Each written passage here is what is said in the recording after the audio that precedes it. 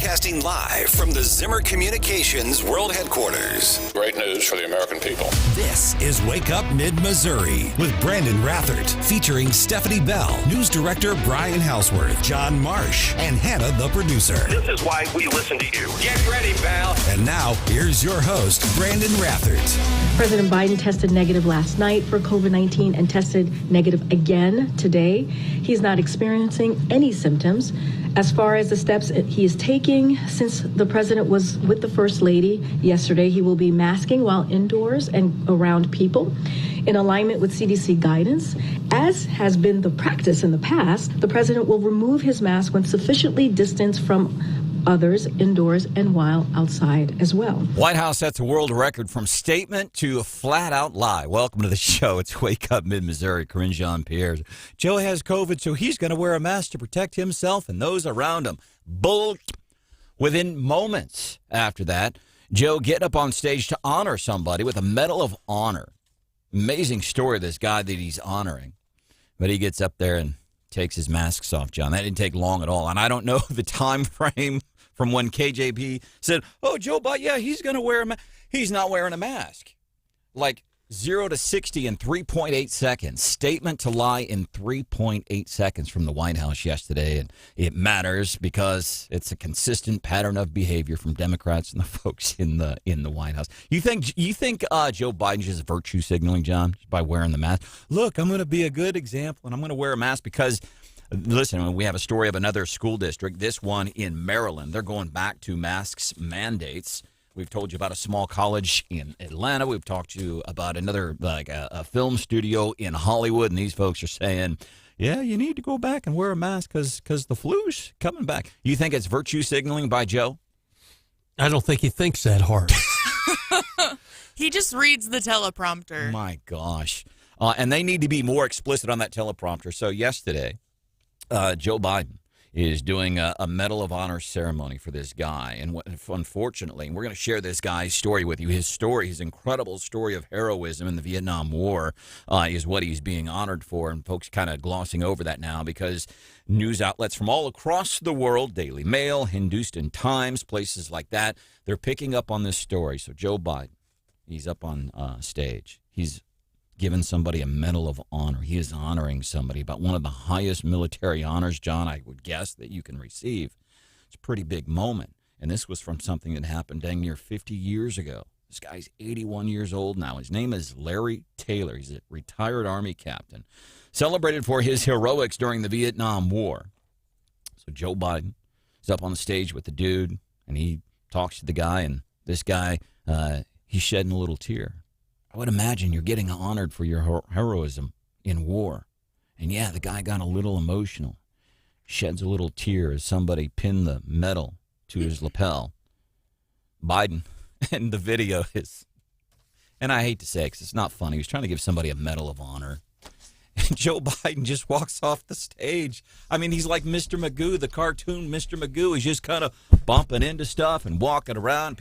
And this guy who's just been honored with him, he's up on stage all by himself, and Biden's just kind of ooh.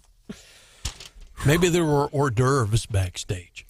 I guess. Pudding cupcakes, yay! I'm in. And this guy basically that was honored, Mr. Taylor. Apparently, he thought outside of the box. He was in a rescue mission for some troops that were fighting what was later to be Ho Chi Minh City. And Guy had to go through some incredible hoops to try to save some of his fellow military members. It was dark, and what this guy did, flying by the seat of his pants alone in a helicopter late at night while his comrades are coming under enemy fire. And this guy's mission, his one mission, I got to save my fellow Americans. I got to put my life at risk, fly this helicopter down and try to pick these guys up. And the president just walks off stage while he's being honored. My goodness. Coming up 6:35, Mazzie Boyd, State Rep, District 2, Northwest Missouri, talking about the disconnect between young voters and Biden. We might ask her about this, too. Cool thing about Mazzie Boyd and Houseworth, we've had her on the show before. Yes. One of, if not the youngest, I think she was elected at 23, is a state representative. You have to be 24, so she would have been 24. Just at 24, but barely. Your point, you're absolutely correct. She is the youngest. So she has a really unique perspective on these things. Mazzie Boyd going to be joining us 6:35 here on the show. And by the way, so this COVID stuff, man, I'm starting to see it. Especially there's a Schnucks in Columbia. It's on Forum, right at Foreman Stadium, and it's by my gym that I go to fairly often. Not every day. Okay, listen. It's just a humble brag. Working the shopping trip at Schnucks. Time I go to the gym. But it's like the wokest. It's like the wokest grocery store in all of mid-Missouri. Like, you want to see all the wokesters? It's at Schnucks at Foreman Stadium. And I enjoy going there. It's like going to the state fair, going to an airport, or something like that. It's just a great place to people watch. A lot of probably masks, I'm guessing. Yeah. You're exactly right, Brian. Yeah, and I've seen that in some of the other locations as well. I do know I'm battling some allergies, so I was at the doctor's office recently. I do know that the terrible allergies, ragweed, I'm sure a lot of people are battling it, but the doctor did say that COVID numbers have gone up. So, but yeah, I don't, that's kind of out of the way for me, that particular Schnucks. I live closer to the other one on Clark Lane, but that is interesting about the, I have noticed more masks too. I have. And if people want to wear masks, that's fine. And I do pass judgment. At least you're honest about it. I do. Well, here's what and I'm not criticizing the person. I'm really not. Are you sure? You want to wear, you do whatever you want. It feels like you're criticizing. Okay, maybe people in a car by themselves with the windows rolled up and the mask on. That I'm like, okay, come on, man. Oh, man, I made that mistake one time. Do you remember? It was at the very beginning of the pandemic when Boone County's mask mandate had just gone into effect, and I took a picture to post on the Wake Up Facebook page of me wearing a mask, and I just so happened to be in the car. Didn't think anything of it. I just put the mask on for the picture, and I got ridiculed. Yeah. You caught it. Because you're driving 70 miles an hour down Highway 54, and you're afraid that COVID, and I'm not talking about you personally, right, Hannah, but driving down Highway 54 at 70, 75 miles an hour, and people were, oh my gosh, I better put the mask on because the COVID's racing. It's going to come get me if I open up these windows. So maybe I do pass judgment on people like that. But here's my thing. It helps me to identify people that have been completely rickrolled by the national news outlets, by CNN and MSNBC and USA Today and the national networks. These people, the judgment I pass is like, oh, you've bought into it because, you know, the mask just, and I thought it was generally accepted. You want to wear a mask, go ahead. If it makes you feel better, wear a mask. One of the things I do every time before I fly to Idaho to see the grandkids, I overdose on Emergency for like the 2 weeks before I go to make sure I don't get sick. It probably does nothing. But you know what? It makes me feel better. It's a good thing. And when you feel good, you look good. And when you look good, you feel good. I got that piece of advice from the old Billy Crystal segments on Saturday Night Live. You look marvelous. I do think, I understand what you're saying. I don't have a problem with people wearing masks. I do sometimes, and I have seen more of them. And there are many, I'll tell you, a lot of doctors' offices, Brandon, you know this, you're required, not you, but all of us are required to wear one. It depends on where, but, it depends on where and which institution. Certain dentists don't do it. But I think the biggest thing for people, whether or not they want to wear a mask or not, make sure you wash your hands. That's a big thing. Well, that is, you should do that all the time. As a matter of fact, there's a parade of doctors coming out saying, okay, so you get CDC recommending. CDC does not mandate. CDC recommends, but it's local municipalities and especially Boone County during the government pandemic, man. They crushed businesses. That ARPA money, that needs to go to those businesses that leadership in Columbia shut down. But they go, well, let's build a homeless center. Let's do this. Let's do that. Why don't you give it to the businesses that you ruined? They're going to give a lot of that to nonprofits. Yeah, give it to the people whose livelihoods you completely destroyed by taking away their freedom of choice. It's the United States of America. It really is that simple. I don't need to go in some great statement about the founding fathers. It's real simple. It's just real simple. America, freedom of choice. But doctors are saying, Dr. Brett Osborne, he's board-certified neurosurgeon. He said, listen, there's limited efficacy and there's limited data. He says, regardless of mask usage, the population is going to be exposed to this. He says, it's like the flu. You're going to get exposed. And sure, some people with health issues, they could be more at risk. But this idea putting everybody in masks, stopping the spread. He's just BS, and he's not alone. There's a whole slew of doctors who are saying, come on, let's look at the science of this stuff. Let's look at the lies that Dr. Fauci told at the beginning. Wear a mask, and then he came out, well, we lied about the mask. They do very little, but it's just insane. He's back in the news again talking about masks, isn't he? Yeah, yes, he is. The place. And the first lady recently tested positive, and we know she's received at least, based on news reports, some boosters. So it's just, again, it's kind of an individual choice at this point. Off the text, 874-9390 in regards to saying Joe Biden walking off the stage while honoring a Medal of Honor recipient. I said he looked like Mr. Magoo. You remember the old cartoon, Mr. Magoo? Mr. Magoo couldn't see, and he was just kind of bumbling around in life. Remarkable similarities to the President of the United States. Bo text, please do not disrespect Mr. Magoo. Thank you. Randy, keep humbly bragging, Branden. You're motivating me to make some life changes and go into the gym. I'll see you there, Randy. You let me know. Branden mentioned Mr. Magoo earlier today when discussing Joe. I have this one-of-a-kind item hanging in my home office. It is a picture of Mr. Magoo holding an old-fashioned stag beer, John. What a lovely picture. How about that? We appreciate that. 874-9390. Some of the other things coming up on the show this morning, Raven Harrison, 710, her biting commentary on conservative politics. Wow, she is sharp. Do not miss her. She's here at 710, 735. State Auditor Scott Fitzpatrick, he's calling on lawmakers to rein in retailer tax discounts. He's going to talk more about that coming up. 7:35 here on the show. And John, another text says you guys brilliantly covered cheesy songs of the 70s. We were talking about Jimmy Buffett, Gary Wright dying over the weekend. You guys should do cheesy 80s songs and then test John Marsh's now, because you nailed all those cheesy 70s songs yesterday, John. Somebody wants. I could probably keep up on the 80s ones. Okay. If we want to do this today, Hannah, we want to drop cheesy 80s songs throughout the show this morning, move up a decade. Tomorrow I'll do 90s. All right. Sound like a vote of confidence if I ever heard one. Yay! Here you go, John. Took the hand of a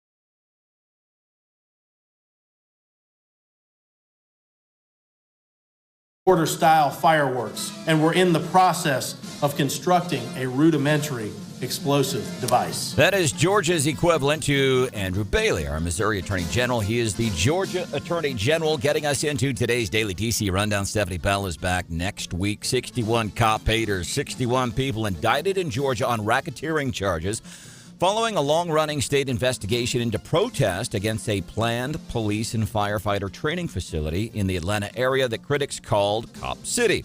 Sweeping indictment released yesterday. Republican Attorney General Chris Carr alleged the defendants are militant anarchists who supported a violent movement the prosecutors traced to widespread 2020 racial justice protests. Defund the police. We see how well that is working everywhere. We see Black Lives Matter and the financial crimes that they have committed, taking money from donors and buying million-dollar homes in California. It was all BS. So the indictment, latest application of the state's anti-racketeering law. It's the RICO law, John. RICO, but we're not mentioning Trump. It comes just weeks after the Fulton County prosecutor used the same statute to go after Trump. The Stop Cop City effort has gone on for more than 2 years. It veered into vandalism and violence. Opponents fear the training center will lead to greater militarization of the police. Most of those indicted are already charged. Protest against the training center escalated after the fatal shooting in January of a protester. This after cops fired on him in self-defense. Progressives, they don't want you to protect yourself. Stunning. Former Proud Boys leader Enrique Tarrio sentenced yesterday 22 years in prison for his role in J6, capping the case with the stiffest punishment that has been handed down yet for the U.S. Capitol attack. Couldn't Trump's team use this stuff, John? See, you're going, Trump had nothing to do with January 6th. He didn't make those, no more than if I told Hannah to run up to the break time, steal a pack of Marlboro Reds for Stephanie Bell. I would not be responsible for Hannah She smoked menthol. Cool. She's going to kill you guys. Cool, spelled with a K.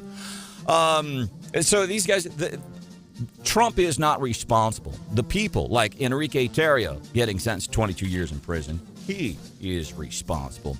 The impeachment trial of Texas Attorney General Ken Paxton is underway with live television coverage. A former aide who reported him to the FBI on the witness stand, and his wife watching from her desk in the state Senate, but she was prohibited from participating in this matters. Ken Paxton had been kind of a, John, I would say even on a national stage, he had some recognition, and in the Republican Party, he was getting some kudos, right?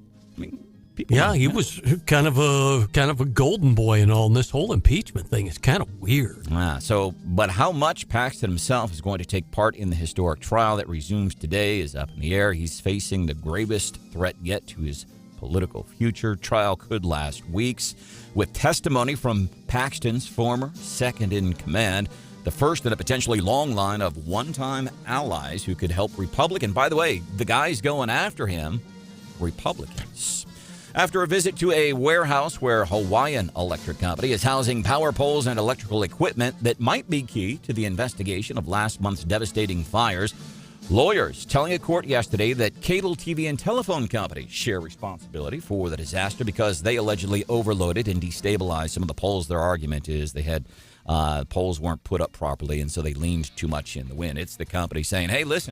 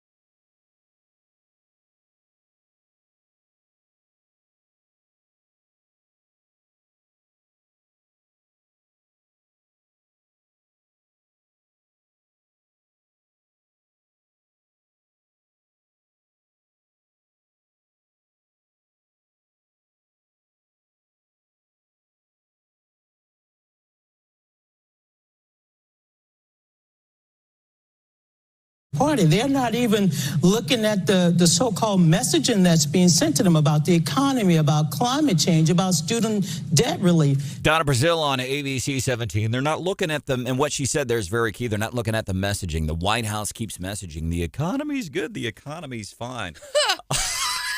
I flabbergasted, Mr. Marsh. I don't see how the White House can continue with this lie. The economy's good when the majority of American people that are actually affected, we're the end result of this. And we're the ones saying, no, the economy, things ain't good, man.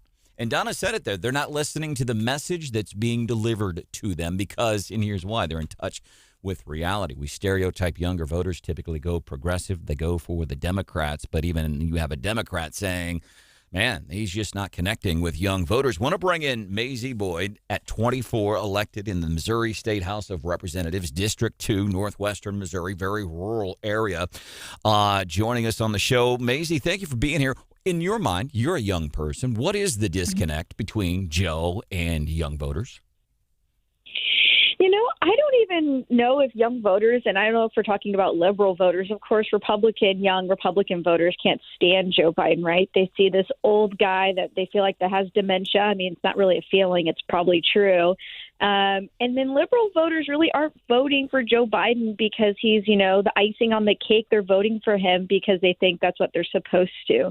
When Donna Brazil talks about the economy, I find it interesting because I don't think young people realize it yet, unless they're trying to buy a house or trying to actually buy a car, which a lot of people in my area are trying to do and of course, fill up their gas.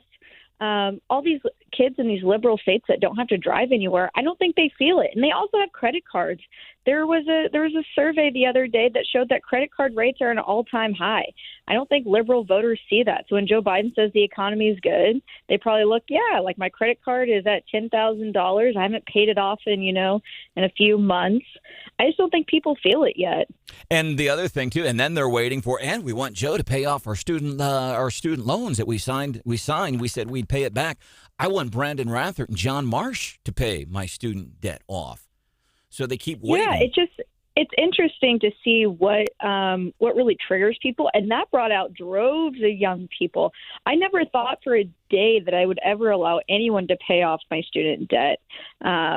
But apparently that's just the mindset of everyone. Everybody wants to be dependent on the government. Nobody wants to be independent. It's all about dependency. Almost 900,000 people here in the Show Me State with student loans that have yet to be paid off. And a lot of folks, not all of them, but a lot of them saying, come on, Joe, pay off my student loan. I don't want to be responsible for that. A complete lack of ownership for your responsibility and what you promise and what you tell somebody you're going to do.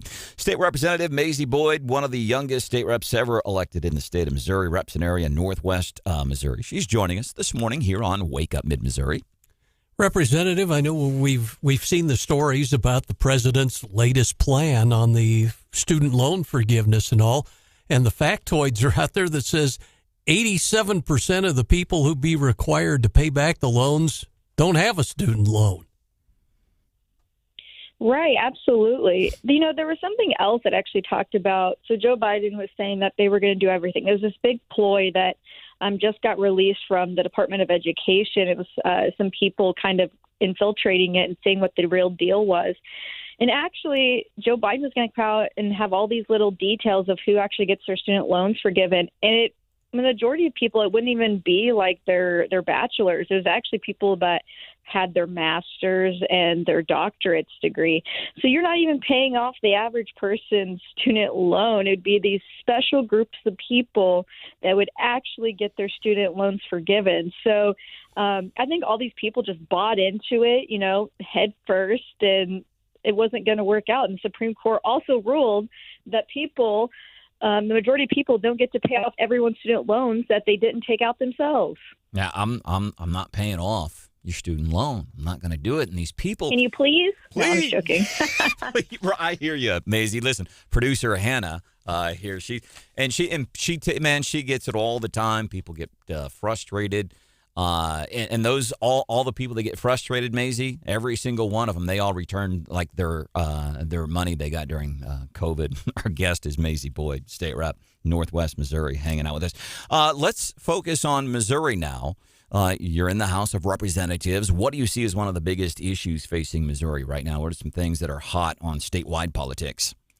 I think the hottest thing is initiative petition reform. I mean, we have seriously got to take a good hard look at out-of-state interest groups basically buying our elections, especially when they're putting things in our Constitution. Initiative petition reform, I mean, we've seen things be able to get moving fairly fast. The fact that we always wait till the end of May to get things done, I think, is just kind of pathetic. But we really, I mean, this isn't just like a hogbosh issue. I mean, this is a serious issue. Voters are not going to understand the ballot language, as always, because it's always sneaky. Number two, why would we try to put back killing babies in the state of Missouri when we've already have finished that? The fact that I just don't understand it, honestly. I think abortion is the worst atrocity in the entire world. All right, Mazzie Boyd hanging out with us. By the way, apparently you have something in common with producer Hannah. You're getting married. You're in you're planning a wedding. When are you getting married? November 19th. November 19th. Nice. Hannah's coming up real soon. What's been the biggest challenge in planning your wedding, Mazzie? You know, it was just a short wedding, not pregnant. But it's, that's just the way I work. I don't like long engagements. So, Hannah, what's been your biggest challenge? Everything's expensive. Yes, it is. Expensive. Mazzie, is there anything else that you would like to add here on Wake Up Mid-Missouri this morning before we let you go? Man, God bless Missouri. Amen. Oh, and I want to ask you this. So when you're talking specifically to younger voters in your district, is there a difference in concerns that you hear from, I don't know, I'm a 52-year-old dude, people like me, compared to people that are in their mid-20s? I think the biggest thing, I mean, there's a lot of things, right? I think the number one thing, young people like winners. They want to vote for someone that's a winner. They want to vote for policies that feel like they're winning. They also, I think at the end of the day, like me, I kind of just want to be left alone. We don't want everybody in our business. We don't want the government in our business. We also want to protect children because we all view that as some of the highest responsibilities that we have. I was going to say, I always think I should just move to Alaska. Like, that's about one of the, on a statewide level. Like, you go to Alaska. What? Alaska's gone really liberal. And you want to know why? It's because they have ranked choice voting. Yeah. That's my mom was just in Alaska, and they have Planned Parenthoods, and they will do almost a full-term abortion. Alaska has changed over the years. It used to be, and there's still probably some pockets of it, but you're right, it's pervading state politics, the liberalism and the progressivism, where you go out there, listen, people just leave you alone. You go out in the woods and do your thing, do whatever you want, but that is changing. Mazzie Boyd, State Rep, Northwest Missouri, joining us this morning. I'm always appreciative when you're able to join us. We actually tried to get Mazzie to come in and co-host this morning, but she's got like a job and lives far away. So this was the next best thing. And Mazzie, we are appreciative of your time, and we'll chat soon.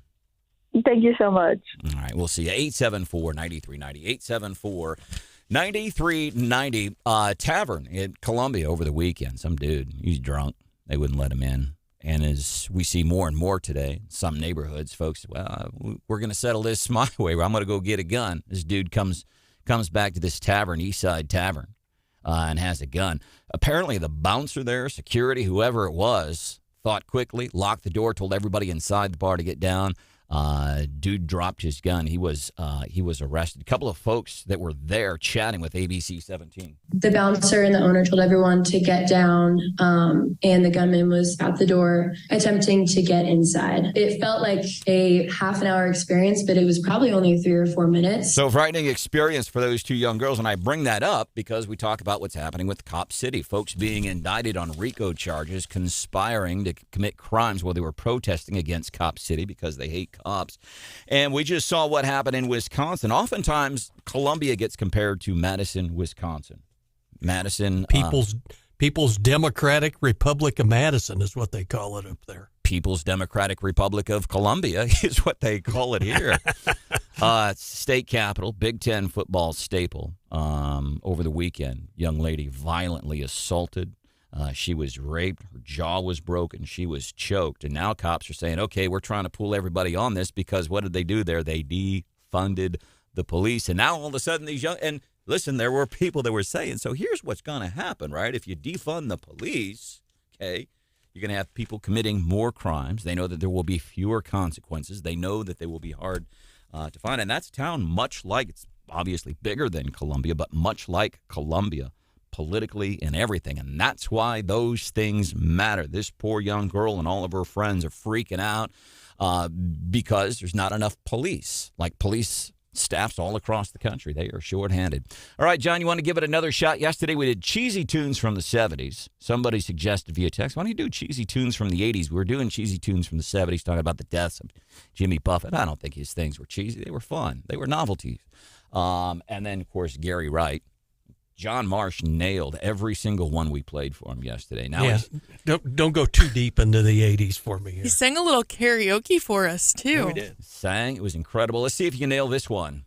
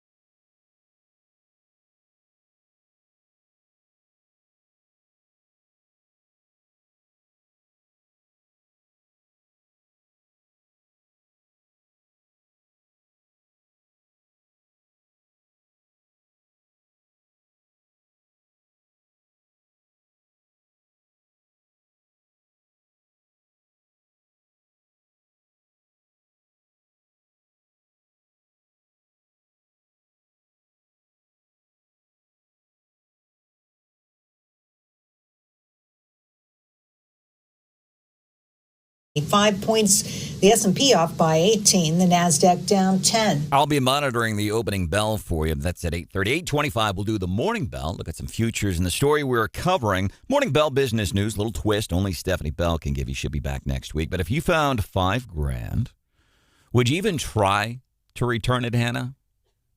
Oh, man. Come on. I know that yes. I know that the right answer is yes, but keeping it real, if I was in that situation, it would be really hard to do the right thing. Well, the president's trying to help you out in that regard right now, so. Yeah, something like that. A lot to be said about honesty. John, found $5,000. Would you try to even return it? Oh, of course. Yeah, there you go. That's how it's done, Hannah. Here's the thing, though. It's easy to say that, but. What if you found it in a bag, like stereotypical bag of cash? It was a bag of cash. What if you found it in a bank parking lot? Oh. Huh. I wonder where this bag of $5,000 came from. I don't know, but I found it. It's mine. Cameras everywhere. Yeah, that's the thing in this day and age. A dude tried exactly that, and how it's going for him, I'm actually kind of perplexed. That story's coming up at 8:25 this morning. Morning Bell Business News, little twist here. Raven Harrison. If you've not heard Raven Harrison yet, man, seriously, she's here Wednesdays, 7:10. And listen, Talking Heads, we don't do a lot of political commentators on the show. You know, we have state representatives and people like that. We have real people on the show, but we don't do a whole lot of Talking Heads. Raven Harrison is one we do because biting. That's what I think. Every time she comes on, I mean, she just sears with her commentary on the state of politics and how it affects you and how it affects Hannah and myself and Mr. Marsh over here. She's here at 7:10. State Auditor Scott Fitzpatrick, he's calling on lawmakers to rein in retailer tax discounts. And apparently there's a pretty big story emerging this morning regarding an audit of something that's happening in Missouri prisons. And apparently he's going to be willing to talk to us about that. That's coming up at 7:35 here on the show. Thursday night football. KWOS 104.5 News Radio 950 KWOS. The Chiefs, and if you're going to be watching the game on TV, just so you know, you're going to be hearing you'll see a lot of this. Today, inflation is down to 3%. Unemployment, the lowest in decades. There's more to do, but President Biden is getting results that matter. I'm Joe Biden, and I approve this message. So you're going to see a lot of commercials. Biden talking about how great he is. Oh, boy. Despite the fact that 75% of Americans don't like the job he's doing, 75%, I might be exaggerating that number. What? But like 60% of Americans just not pleased. Even a greater number of Republicans and Democrats just not pleased about the economy. Did you hear the potentially bad news about Mr. Travis Kelce? Oof. Yeah. Got a little bit of a knee injury going on. Don't know if he's going to be in the game. He hyperextended his knee in practice just ahead of the season opener. Apparently he had scans. He didn't tear anything, but now we're not sure if he's going to start Thursday night. What are you seeing on this, Marsh? Yeah, they're calling him questionable so far, so we'll see what happens. Oh, I got, so my son and I, Trevor, who's 30 years old, he will only chat through Snapchat. So I've got Snapchat and like 3 people I chat with on Snapchat. Look at you. I know, right? New phone, Snapchat. Phone, on the Snapchat. Now, I don't understand it, Hannah. It's like he'll do a text if we have to. Facebook is the number 2 option to Snapchat. Why is that? You're asking me to justify why your son has that preference, or I'm asking you to justify why I'm so judgy of him. Oh. Only snap. Well, it's like, and again, I liken it to when I go to the grocery store, and the self checkout lanes are packed with young people. They're standing in lines. Ones with human cashiers, nobody there. I just don't understand. I don't know. There's a couple people in my phone that I only have them on Snapchat, or I only have them on Facebook. So I wouldn't necessarily have their number to text them. Okay. So I can kind of see that. But somebody like your dad, whose phone number you have, I think I personally would start with the text. But that's just me. That's what I would say. And you don't need to call, but text. Text is okay. You don't need to call me on the phone. You know what I hate? It's when you text someone and they call you. It's like, I texted you because I didn't want to talk to you. I don't want to talk to people, man. My kid yesterday Snapchatted me, and he Snapchatted me a screenshot. He's in this fantasy football league. He got third pick, first round, left on the table. Patrick Mahomes, my 30-year-old son in Twin Falls, Idaho. Pretty excited. Had to share that. He's, man, I got Patrick Mahomes. I'm like, who went before? Who went before them? Lamar Jackson and quarterback for the Buffalo Bills. Jared Allen or Josh Allen, John? Jared, isn't it? Jared Allen, I think. Let's ask Hannah. She knows quarterbacks from other NFL teams across the league. Yeah. But those were the two that went before my kid. And then the next question I asked my son, I'm like, okay, who are the two family members that picked those two guys?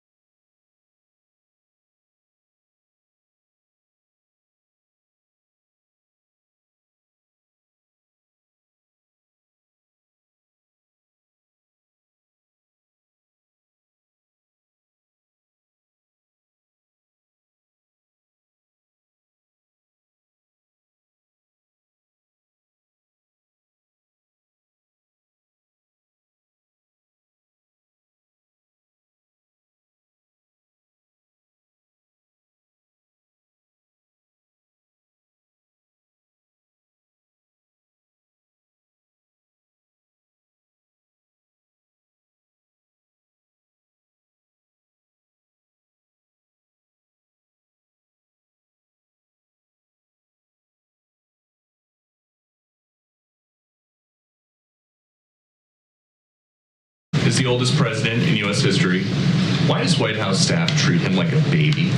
No one treats the President of the United States, the Commander-in-Chief, like a baby. So there's this vote that says That's ridiculous. When staff It's a walked ridiculous back claim. what sounded like a call for regime change in Russia, the president, quote, rather than owning his failure, he fumed to friends about how he was treated like a toddler. Was John Kennedy ever babied like that? Raven Harrison's joining us, ravenharrison.com.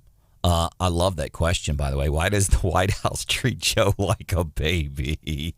And here's the thing, Raven. So you have people like Fox's Pete Ducey, and he asks really good questions. He does it without being mean, and he's trying to get past the lies from the White House. I feel honestly, and even though he probably doesn't know he's doing it, like Fox's Pete Ducey, he's probably one of the best advocates that smart conservatives like us hanging out here on Wake Up Mid-Missouri, those folks that are listening this morning, he's like one of the best advocates we have because the White House continues to spew out lies. What else can we do? We know Joe sucks. We know all that stuff. But what do we do? Well, I love it. He's the last of a dying breed because I'm old enough to remember when there were true journalists who their job wasn't to go in there and push a narrative. Their job was to go in there and get the information for the American people. They used to ask tough questions, but, being president is a tough job. And we deserve to know the good, the bad, and the ugly. What they are doing and handling him with kid gloves and turning, are they out of cheeks to turn with this guy? Yet it's absolutely unreal to see them insult the American people like this by constantly coddling him. She said, that's ridiculous. You got to be kidding. We all saw him fall up the stairs. So, he's literally tripping over air. He fell at the Air Force Academy.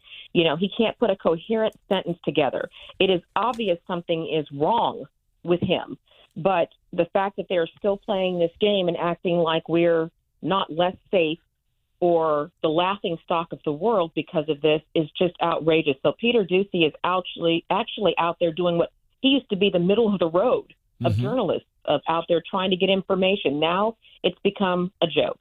And I wonder what we do, because what can we do? What's actionable? What are the things that we can do when I say we, again, smart conservatives in trying to defeat this stuff? We did something last week. It was right after you were on, Raven. We had David Tyson Smith, local state rep. He's a Democrat. He came in for half an hour, and we were very clear, very explicit. This thing had been weeks in the works, trying to get him in here and like, Dave, we don't want to debate you, fight you, battle you. We just want to know why Democrats think the way they think. And Raven, in the middle of the conversation, I had to stop down and tell, okay, this is why we're here.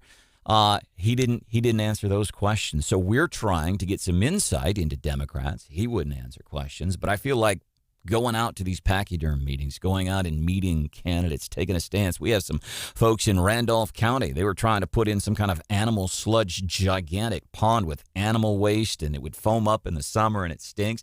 They got together. They fought back. And Raven, I think we need more of that stuff, doing things. You have to engage. You have to engage, and that's what people are seeing is they're waiting on these politicians. The people who created this mess are not going to fix this. You can't heal in the same environment that made you sick.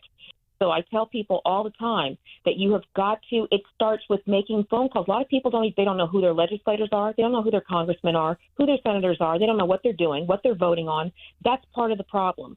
That's where we, the people, have lost the power. And I tell people like this, there's a convenience fee for everything that you do. The convenience fee for not eating well and eating out all the time is poor health. The convenience fee for not paying attention to what's going on with politics, for turning a blind eye, is communism. You get things that are voted on you don't know anything about. They're not representing your interests. This requires an interactive relationship of they have to know you're watching and they have to know they'll be replaced. And the story they don't do it. The story I like to point to, John Potter, local guy, whenever we had the government pandemic back in 2020, his kids were homeschooling in the Columbia Public School District. He started seeing some of the incredibly dastardly, disgusting things that were happening in the school district. He got a Facebook page together. He got parents together, started having meetings. Yeah. And this is a very quiet, humble truck driver, Raven. And this guy now, he does stuff in the Capitol in Jefferson City to help parents. So he got involved. Exactly. And he's not bought and paid for. He works for his children. He works for the people. And that's where it used to be. This was supposed to be a civic duty. It was not supposed to be a career for swamp preachers. And on both sides, we're seeing that right now with the impeachment in Texas. I mean, it it is the left eating the left and the right, serving dessert Attorney with the right. Yeah. So that's what we're starting to see is you've got to, everyone can make a difference. Attorney General Ken Paxton in Texas, the impeachment trial getting underway yesterday. Our guest this morning from RavenHarrison.com, it's Raven Harrison. Raven, what's your takeaway on Vice President Kamala Harris saying, yes, I'm ready to fulfill my constitutional duty to serve as a president if Joe Biden can't go on? Should we write anything into this? Well, no, everybody gets a bucket. If the popcorn's empty, you can vomit in it. So she's the only one who is ready for that. There is nobody who wants what's behind door number 2. We knew that from, she and I got the same number of delegates in the primary, and I wasn't running. So we've got the oldest president, most ridiculous, most corrupt, who picked the most unpopular VP, so unpopular she had to drop out of her own primary. So that is the main reason, and that was the insurance clause, I believe, that the Democrats built in to Joe Biden running. They knew there was something wrong with him, but they knew that nobody wanted Kamala. So that was a way to ensure that, he wouldn't get impeached or removed.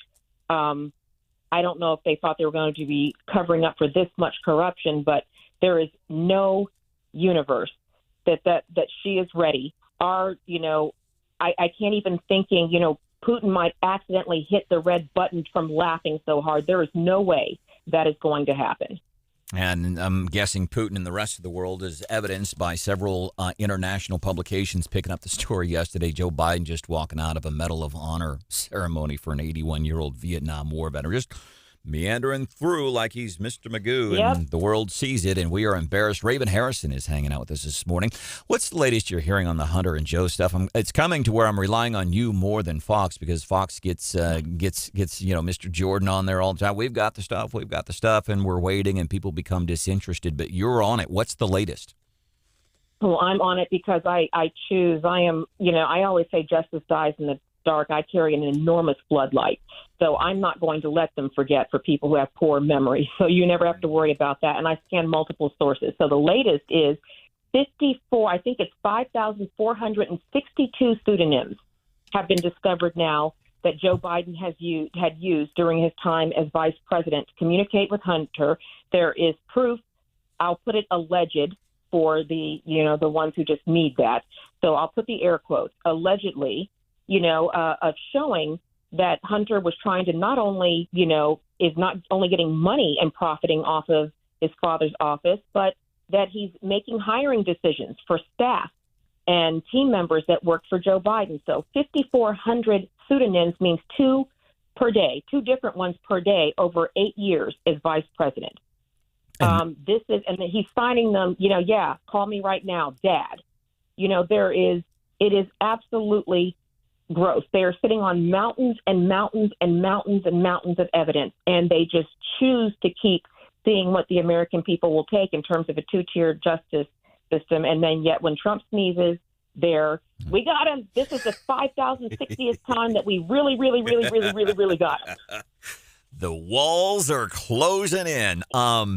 So Raven Harrison's hanging out with us, RavenHarrison.com. And one of the pseudonyms, one of the nicknames in that, I guess, was the big guy. And that was Hunter, referring to his dad whenever he would talk with these worldwide leaders. And this stuff matters because Joe Biden, while he was vice president, they keep using the word allegedly, taking money, profiting off of his office, and then laughing at you. Have you ever been at a party or at school and you're kind of huddled around and you see all these people that are over there and you're pretty sure they're looking at you and laughing and pointing a little bit, and it makes you real uncomfortable? There's a good chance that's what they're doing. They're probably laughing at you. That's what Joe Biden, as vice president, was doing to us, the American people. He's getting rich off this stuff, and he's lying, and he's using his name, he's using his position as the vice president of the greatest country on the planet to make money and do dastardly things. Missouri School Board is set to adopt some social emotional learning standards, and officials within in the State Board of Education are saying, well, we know this is probably, people are going to freak out, but it's really not as bad as it sounds, and I don't know about that, but it's, social emotional learning standards. And I wanted to get something, if we can get personal here for a minute. I know you have 2 kids that you homeschool, and what I hear a lot from parents is, I want to homeschool. I want to be in charge of all that stuff. But it is such a daunting frightening task. You've done it. You've got the experience. Somebody this morning listening to Wake Up Mid-Missouri that's thought about homeschooling, what would be the advice?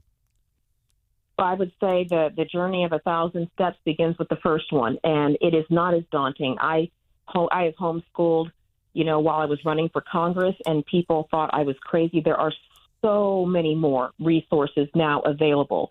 So there's nothing that my kids lose. They have the socialization. They have co-ops. There are many organizations that exist now that didn't when I started this. I mean, my journey started in 2017 when my 8-year-old daughter was expelled from school for voting for Trump in some mock election we knew nothing about.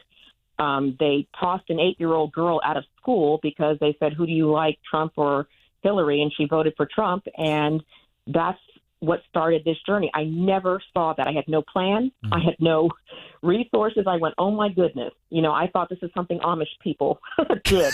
No offense to anyone, but I didn't know what I was going to do. And what I started realizing that I wasn't alone. That's what they want you to feel, is you can't do it. It's overwhelming. But remember, our ancestors in previous generations, were fighting wars and schooling their kids, and you can do it. And there are some really great resources out there that are amazing. Co-ops, field trips, proms, learning groups, private groups, book clubs, everything you can imagine. And I use an online curriculum that I have vetted, I assembled myself. So it basically lays out every day the program, and we follow it. I go through, I give them the help they need.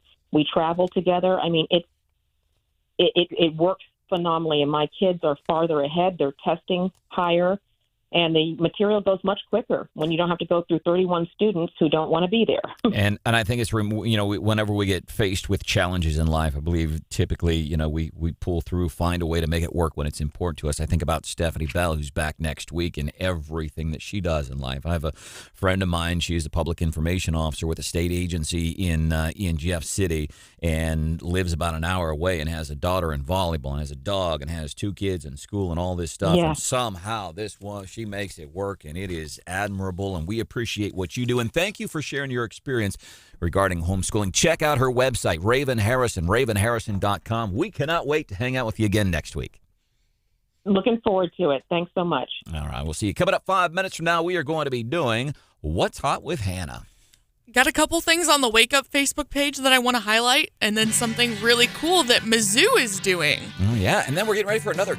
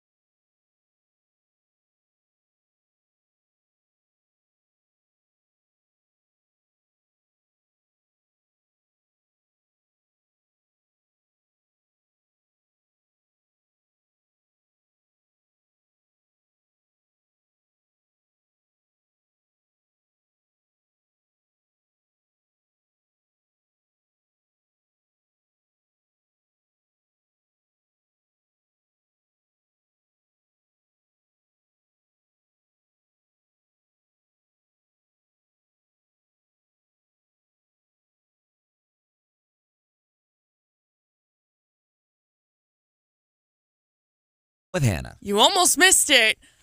I've got a couple bonus items on the Wake Up Facebook page that I want to highlight really quickly.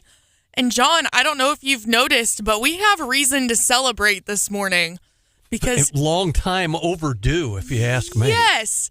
So we recently celebrated our first birthday as Wake Up Mid-Missouri, and Facebook finally caught up with us. We've been trying to change the name of the Wake Up Facebook page for almost 14 months. And our company social media manager, Kristen, had kind of taken over the process. We call her the pit bull. Yes. She'd kind of taken over the appeals process because Facebook loves to tell you that they're not going to approve your name change request and then not tell you why. Just tell you that it goes against their rules. And again, not tell you why. So she's been fighting the battle of appealing, and I am ever so grateful, and she is my hero forever and ever. She finally got the Facebook page renamed to Wake Up Mid-Missouri, and I feel like we need champagne and helium balloons. I feel like this needs to be a party.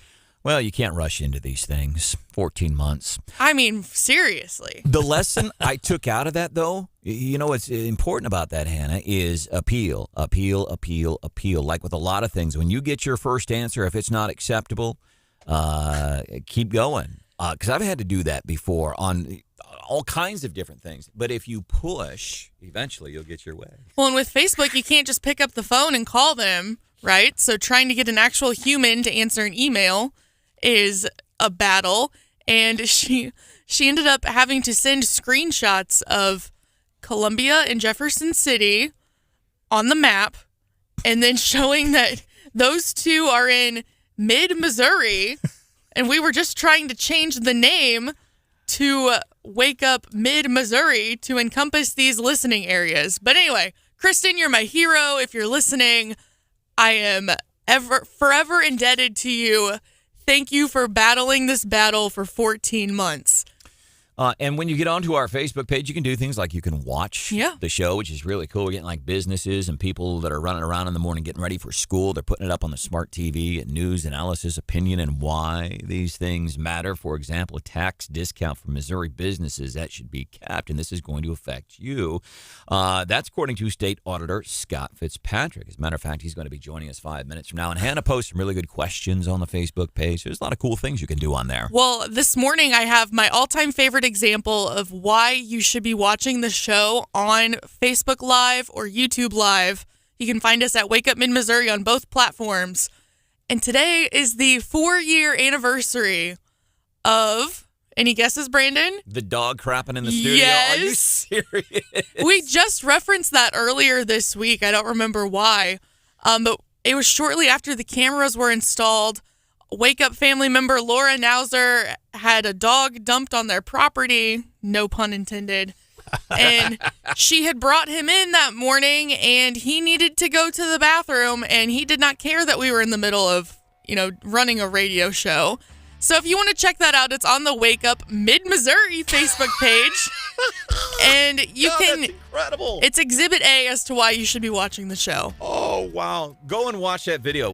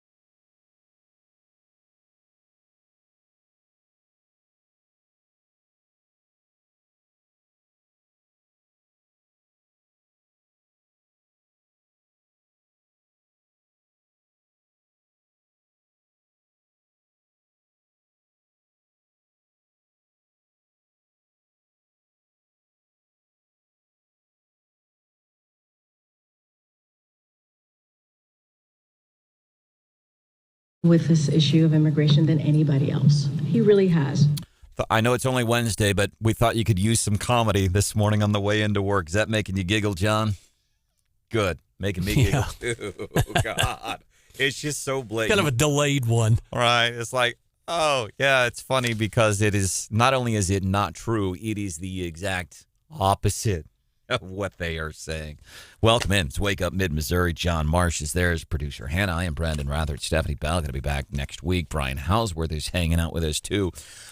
We've got State Auditor Scott Fitzpatrick. He's going to be joining us here in a minute. But Hannah was talking about the Wake Up Mid-Missouri Facebook page, and she put up a classic clip, a video clip. And this is why we encourage folks to watch. She put up a clip from 4 years ago.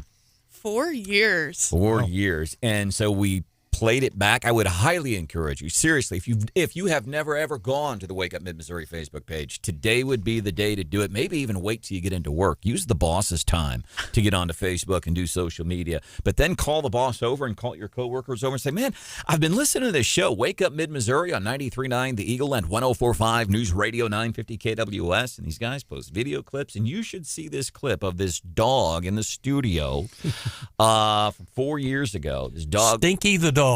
Wow. But we listened to it. Was it interesting to listen to, or is it just me?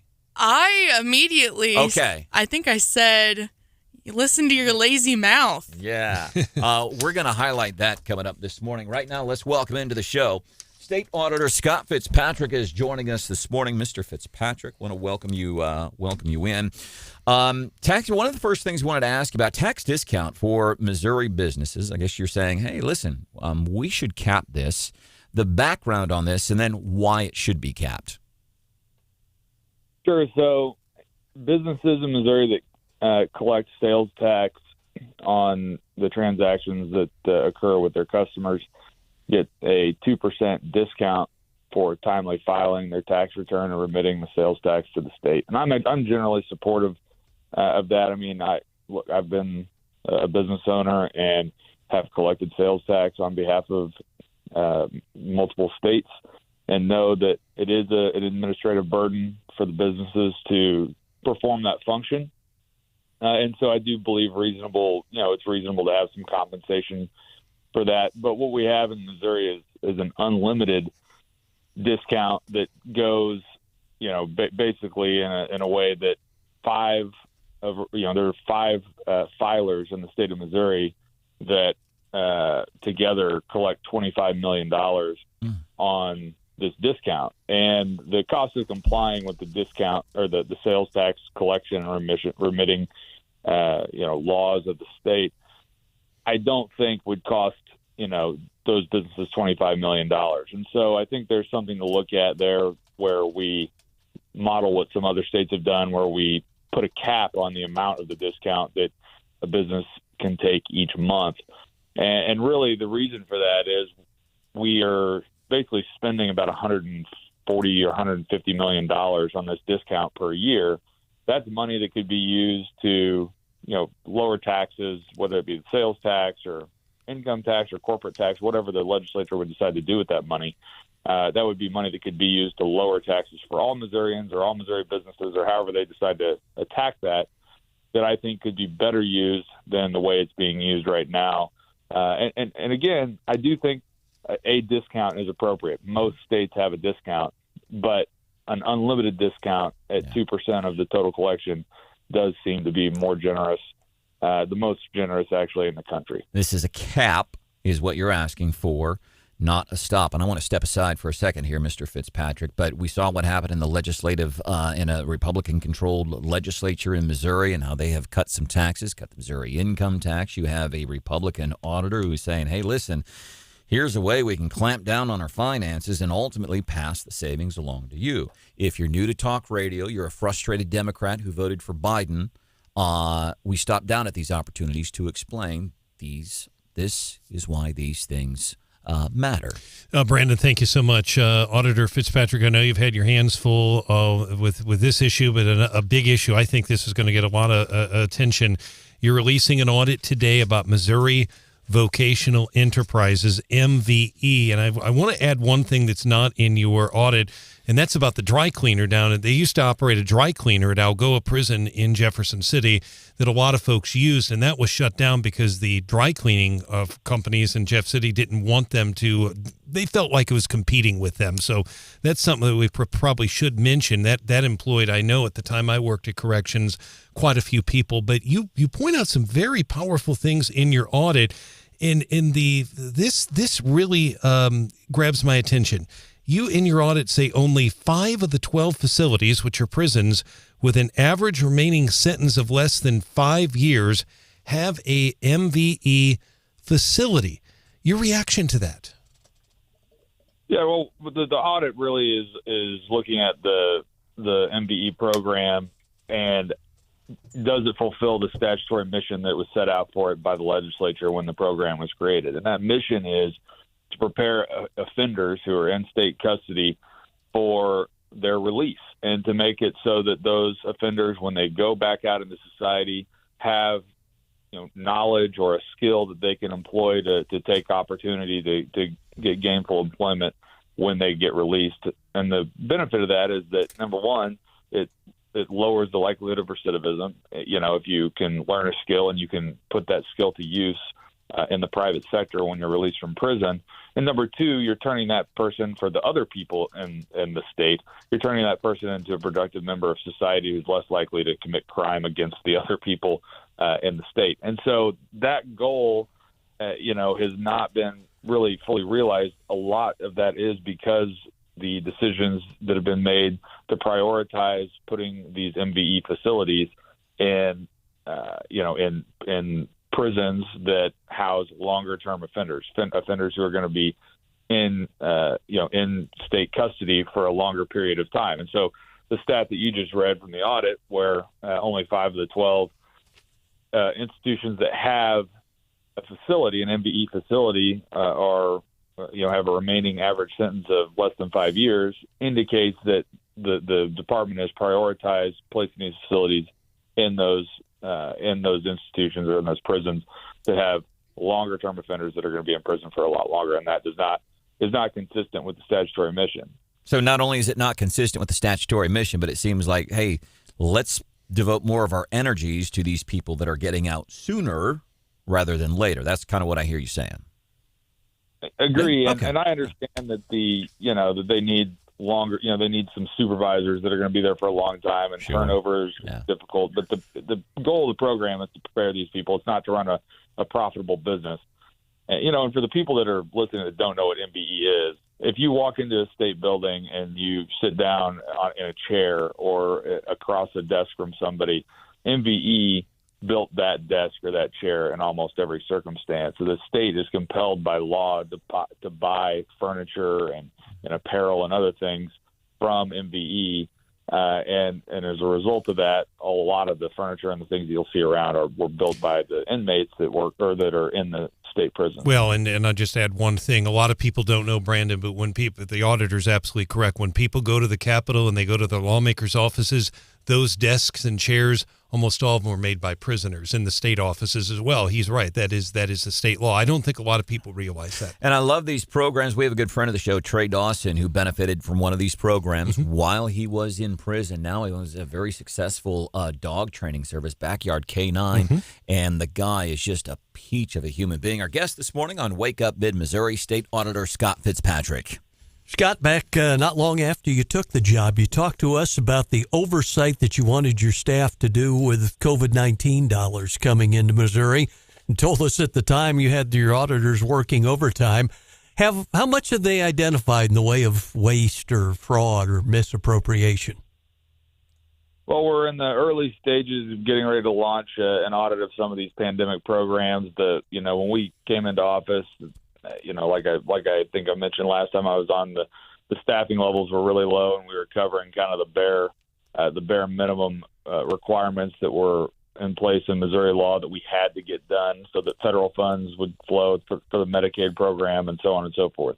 And so one of the big ones that we're getting ready to look at has to do with some of the meal programs that were funded through the COVID-19 stimulus packages. If you remember, there were a lot of programs from the federal government that were supposed to fund meals for school children who weren't in school or for other populations that were vulnerable during the pandemic. And there's been a lot of concern that there was meals that were maybe being reimbursed by the government that weren't actually being provided. And so we're going to be looking into those programs here pretty soon. I don't know that we've been able. I mean, these audits take many months to do, and so I don't think we've released an audit yet of a pandemic program that has made its way to the public domain with a number. But I can tell you that we've been here for about 8 months, and it is a priority, and we're continuing to look at opportunities where we see the greatest risk of fraud, specifically within the COVID-19 pandemic relief programs. And one of those we have a lot of concern about is the meal programs. Auditor Scott Fitzpatrick on the show yesterday. I went and sat and had tea with your successor in the treasurer's office, Vivek Malik. Mr. Malik and I sat and had tea, and one of the things he told me about was the confusion over you guys swapping physical offices there in the Capitol. It was quite an entertaining story. Maybe next time you or Mr. Malik is on, you'll share that story. Sure. Just share. I was in the office that I'm in now when I was the treasurer, and all of our staff was there. And there had been some precedent for statewide offices moving around in the Capitol. The last time the statewide offices were moved was when Claire McCaskill went to the United States Senate and Peter Kinder was the lieutenant governor. The auditor's office and the lieutenant governor's office switched places.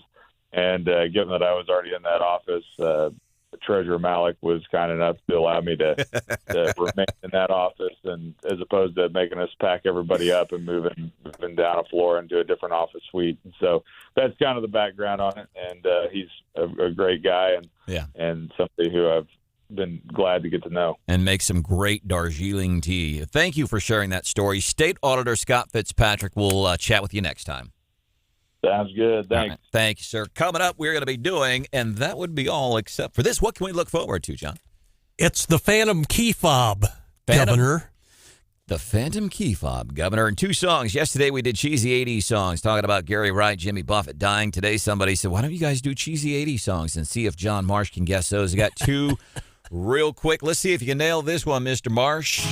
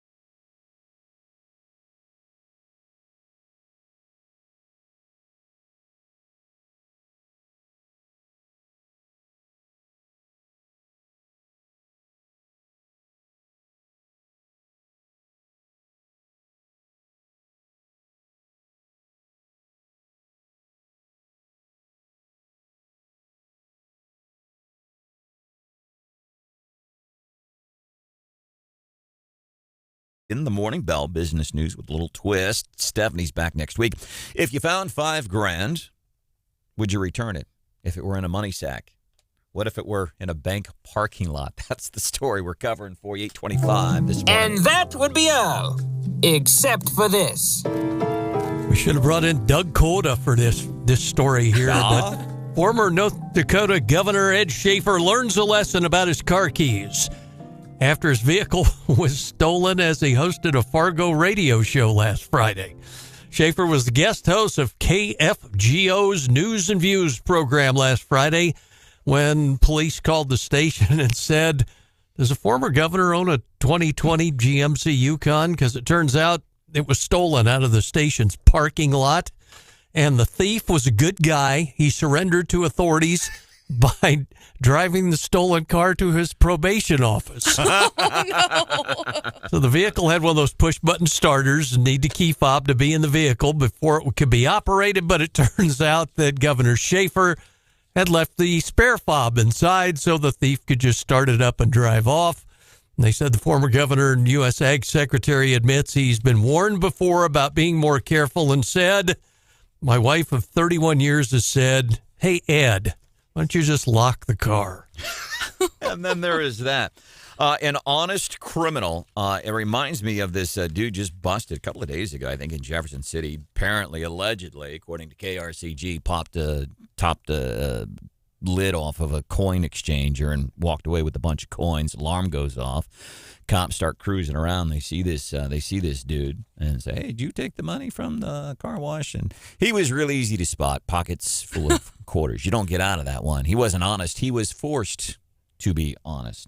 So John, did he drive the Yukon to his parole officer on purpose to turn himself in? Or did he just happen to drive it there to check in with his officer? Yeah, he was late to check in with the probation parole guys. So, had to get there somehow. Didn't want to run afoul of his probation and parole by not showing up.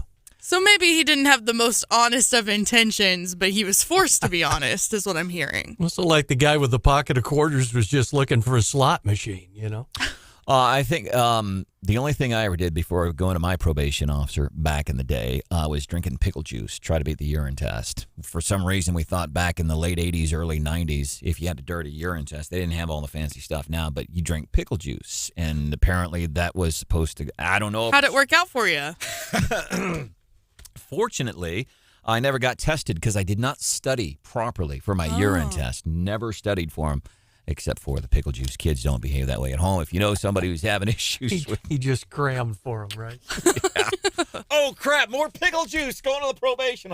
And that was on probation. I stole fishing poles. That's what it was. Nothing. And you're also not allowed back in Canada because of it. Can't get into Canada because somebody, when they were 17 years old, took some fishing poles along the Mississippi River. That's a big deal in Canada, though. You stole them fishing poles, eh? Don't behave that way anymore. And if you know somebody who's having issues with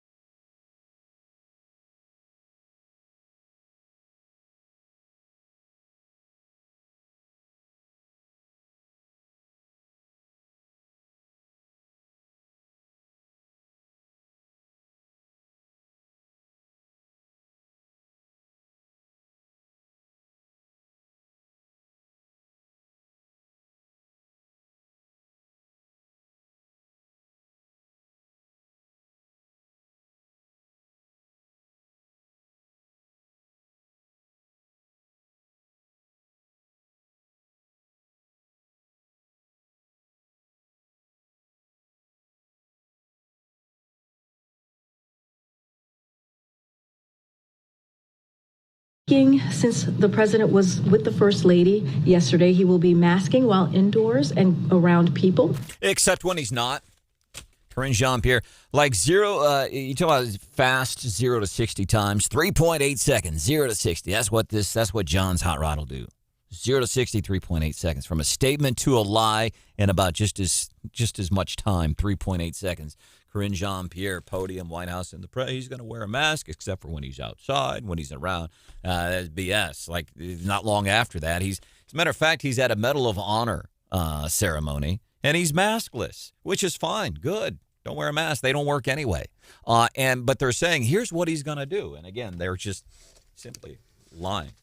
Did you see what happened in this Medal of Honor ceremony, John? Yeah, he ducked out while the chappie was trying to do the prayer. And it was like he didn't even just duck out. Like he didn't try to sneak out. You know, when you try to excuse yourself from a family or a work gathering, and you kind of hide and duck.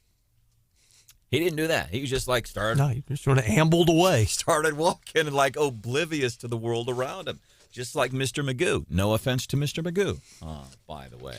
But it's just every day. It's like I get tired of talking about it. But I think people need to be aware because there's a lot of new, younger people that voted for Biden that are really regretting it. And they're freaking out because they see what gas is and all that stuff.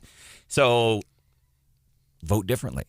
Vote for Republicans. We look at the Republican legislature in Missouri, and we just had on Scott Fitzpatrick, Republican auditor, trying to find ways, say, hey, I think we could be doing this differently. That puts more money in the state coffers, and maybe we can give another tax break to Missourians. Republicans gave us a tax break in the legislative session this year. That's what you want to hold on to more of your money. Tell your friends these facts about what's happening in a Republican-controlled legislature in Missouri. They're cutting your taxes. They are giving you more money back. If you want more money, then that's what you do. Democrats, the exact opposite. They want to take your money. They want to tell you to wear masks, tell you what kind of car to drive. It's real simple. I hope you share this with your friends at work today. I think also we should point out that we had an interview yesterday, Brandon, with Congressman Blaine Luetkemeyer, who you've pressed him on this, and he said again that he does not believe that the president will seek re-election. He said he thinks he'll serve out his term, but does not believe that he will seek out re-election. I encourage people to take a look at the tweets that we put that out on Twitter, and at least two progressives responded to it, and one of them said, I'm paraphrasing, I don't have it right in front of me, did Luetkemeyer get his information from OAN or Newsmax? So they're disputing what he said, but the point is that President Biden he's still popular with at least parts of the base, and they're not going to show that clip on The View. Those ladies on The View, they're not. You're right. Jimmy Kimmel's not going to show that on ABC tonight. Well, so there are a lot of people that aren't going. And it very well could be that he didn't get briefed correctly. I'm not going to. I don't know. I wasn't there, but I'm just saying. There's a lot of people that are not going to have any idea what that even is until they just heard you talk about it. We did find something that Republicans and Democrats almost in unanimity agree on. Prosecutors in all 50 states urging Congress, including our Attorney General, Andrew Bailey, attorneys general in all the other states on board with this. They're urging Congress to strengthen tools to fight artificial intelligence as it relates to child sexual abuse images. They're calling on federal lawmakers to establish an expert commission to study the means and the methods of AI that can be used to exploit children specifically. Attorney General Bailey sent me a press release. He says, as Attorney General, I always make Missouri the safest state in the nation for kids. And he has done that with the transgender stuff, with what happened at the Columbia Public School District earlier this year without telling parents taking their kids to a drag show. Mr. Bailey was all over that.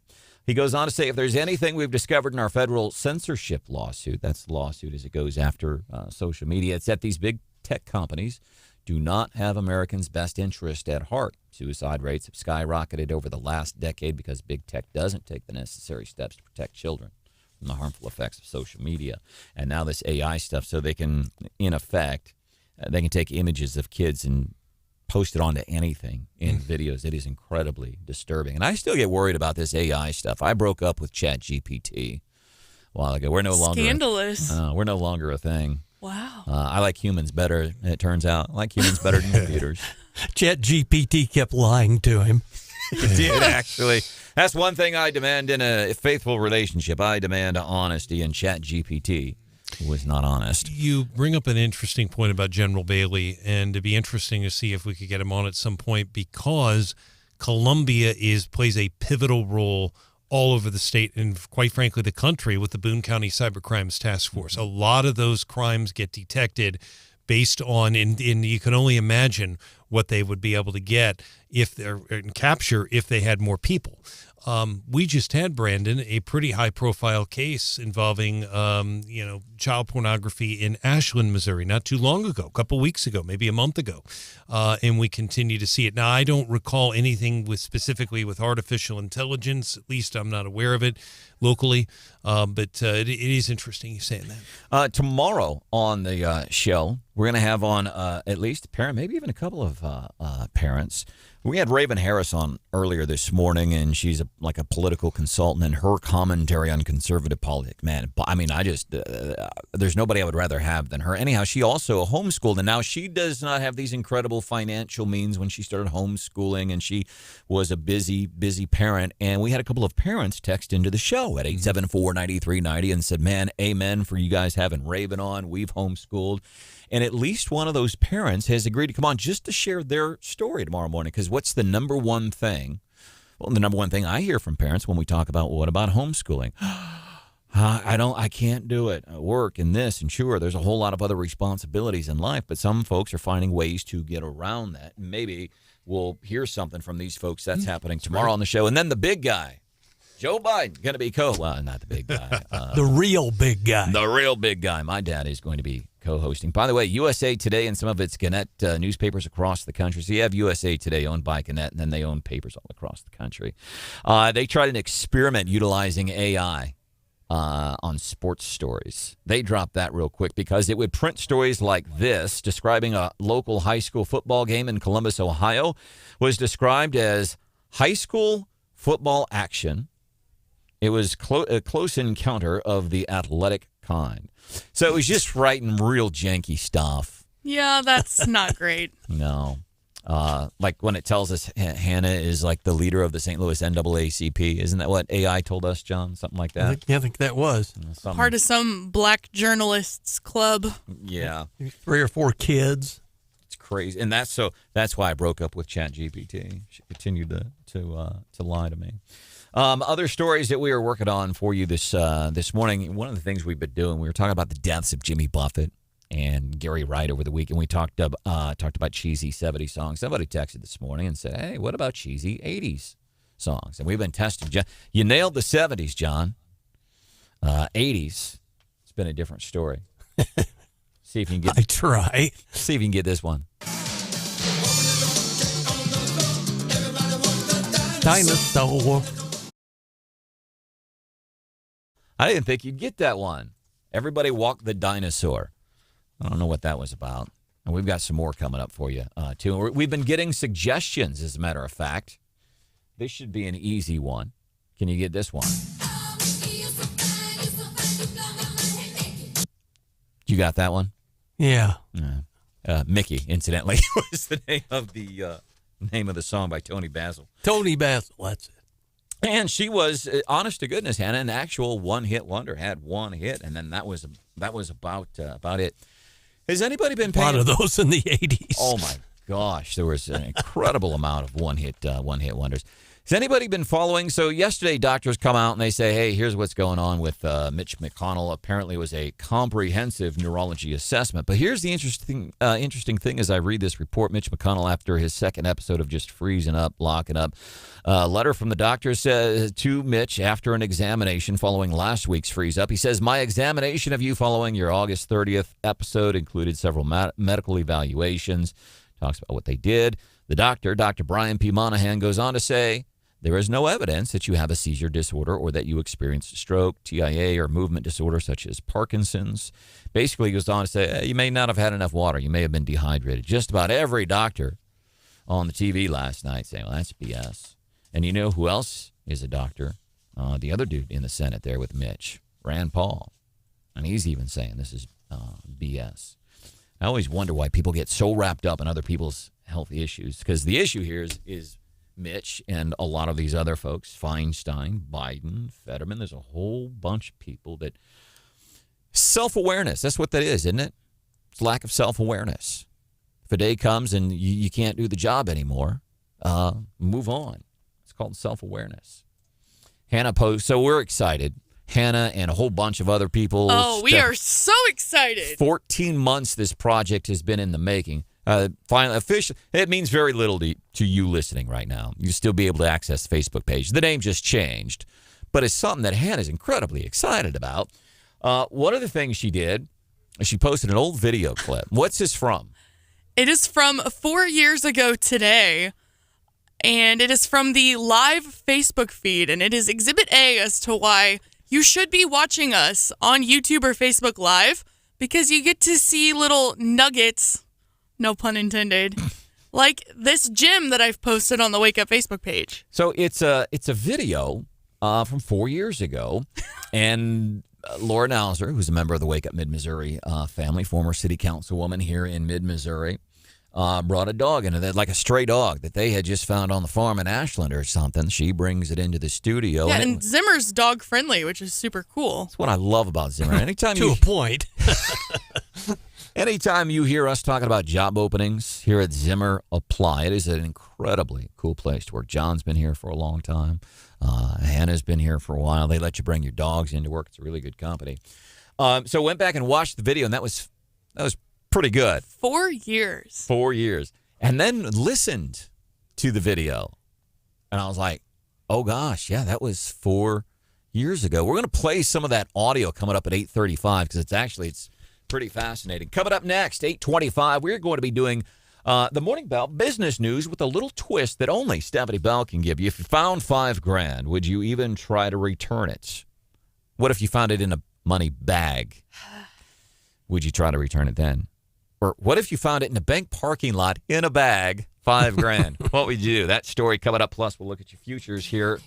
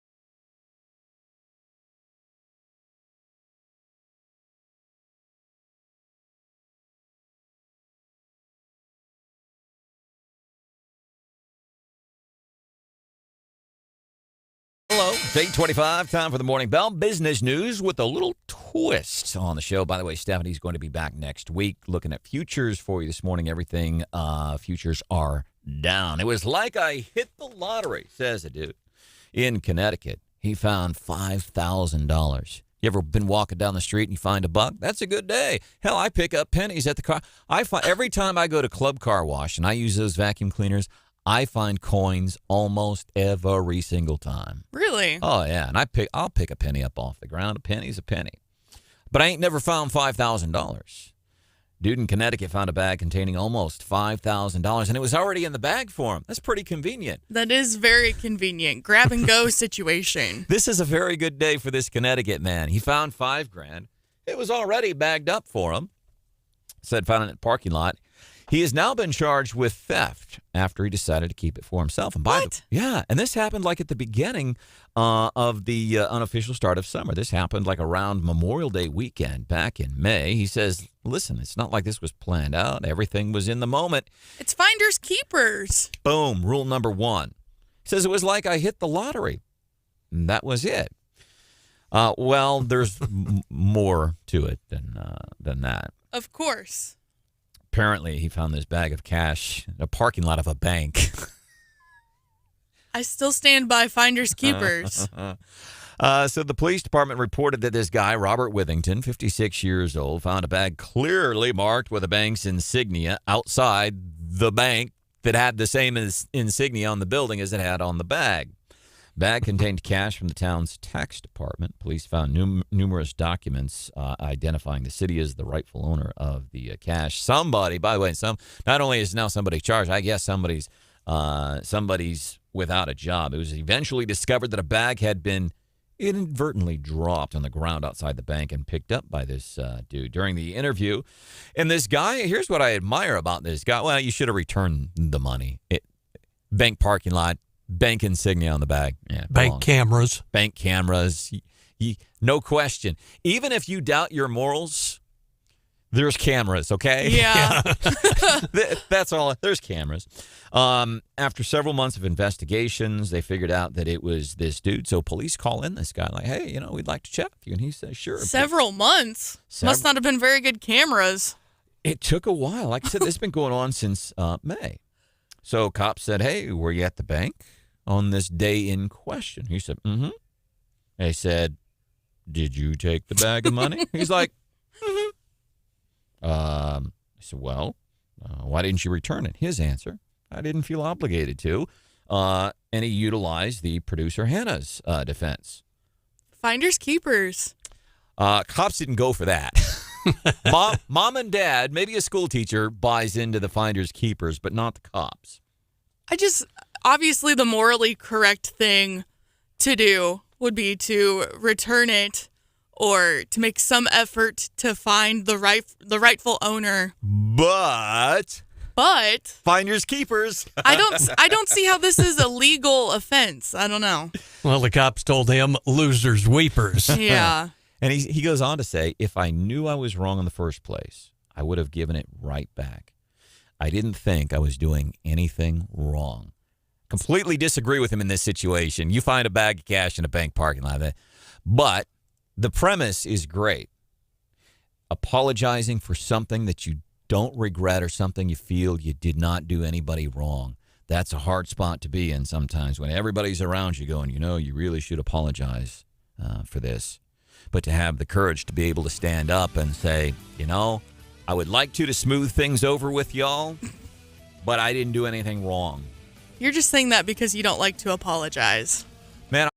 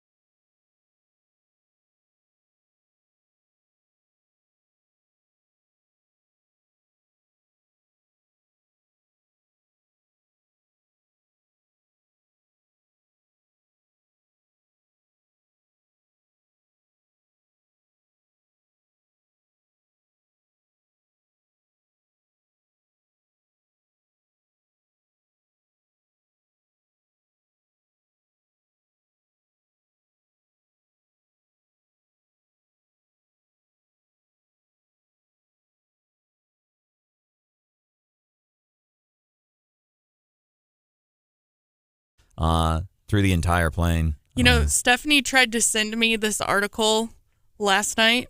I was like, Stephanie, we've already covered this. Of course we were all over the diarrhea on the plane. Come on, do you even know us? Right.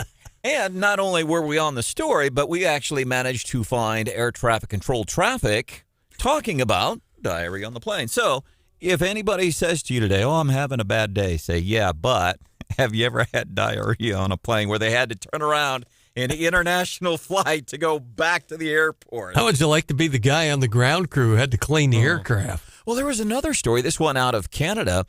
Some women, they're boarding a flight, and there's obviously still vomit left on a seat, and you can smell it. You can also smell the perfume and the coffee grounds that they smashed into the thing to try to get rid of the vomit smell. Now it smelled like vomit, coffee grounds, and some cheap perfume that you'd get in the discount bin at Walmart. Delicious. And these people get on the plane and say, we're not sitting here. There's vomit on the seatbelt and all this. And they're like, well, we're sorry. There's no seat. So they were escorted from the plane. It's like, have you ever seen a carny, like, get rid of puke on a carnival ride? Oh, man. They usually just toss a bucket of water on it and call it good. Call it good. I got it. Let's go, Lefty. Let's get on to the same people who bathe in dunk tanks all week, right? to the next ride.